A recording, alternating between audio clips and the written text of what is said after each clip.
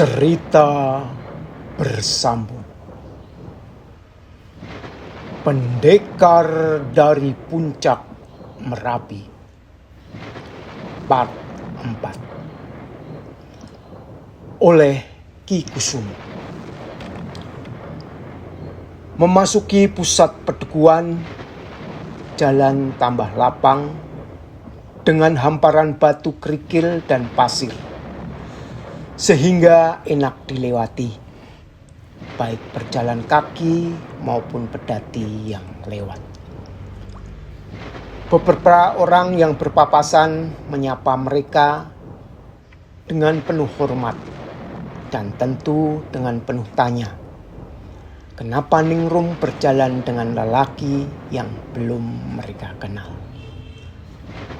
Ini terlihat dari tatapan mata mereka.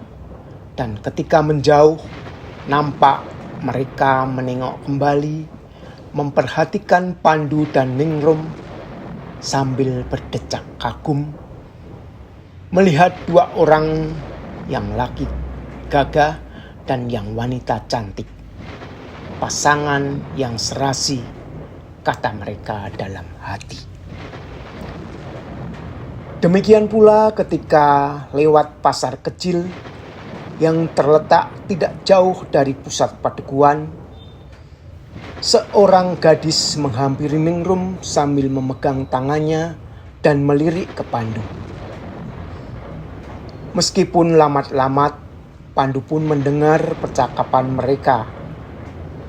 Gadis yang bernama Roro Selasi itu menanyakan siapa lelaki yang bersamanya. Ningrum bercerita singkat tentang peristiwa yang baru saja dialami.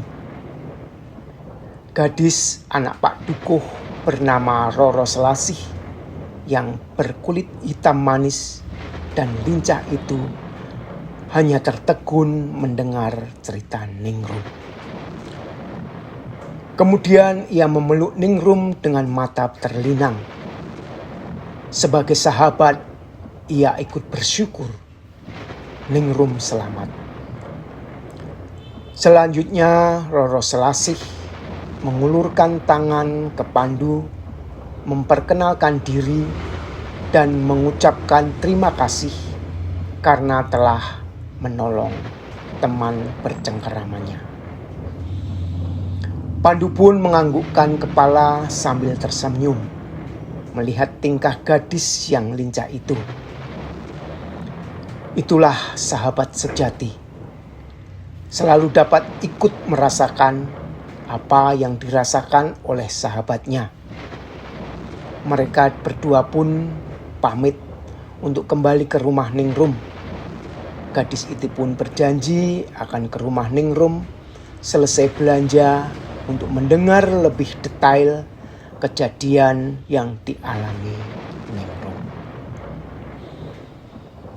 Sampai di perempatan jalan, mereka belok kiri ke arah utara, dan dari kejauhan terlihat rumah Ningrum yang berada di pinggiran sawah nan luas. Itu rumahku, sudah dekat, Ningrum memberitahu sambil menunjuk rumah dengan pendopo dan halaman yang tertata rapi. Terlihat beberapa bujang sedang membersihkan halaman dan menata tanaman yang ada. Melihat Ningrum datang dengan seorang lelaki, mereka menyapa dengan ragu. Ningrum pun bertanya apakah Bopo masih ada di dalam. Bujang itu menganggukkan kepala sambil memberitahu kalau Bopo Guru masih ada di dalam.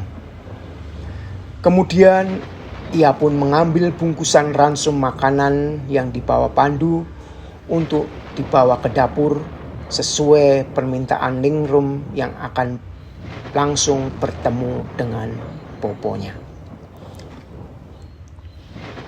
Ketika melangkah masuk pendopo dan mempersilahkan Pandu duduk, terdengar suara Bopo menyapa, "Sudah pulang, Ningrum?"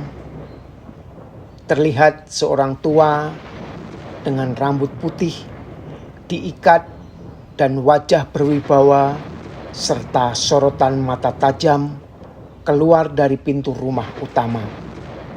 Dengan cepat, Ningrum berlari memeluk boponya sambil menyandarkan kepala menangis sesenggukan dan menceritakan secara singkat kejadian yang dialami. Dengan sabar, boponya mengelus rambut Ningrum dan menuntunnya duduk di balai-balai di mana Pandu duduk. Lalu Bopo menyalami Pandu dan minta mereka berdua bercerita secara detail kejadian yang baru saja dialami. Bersambung.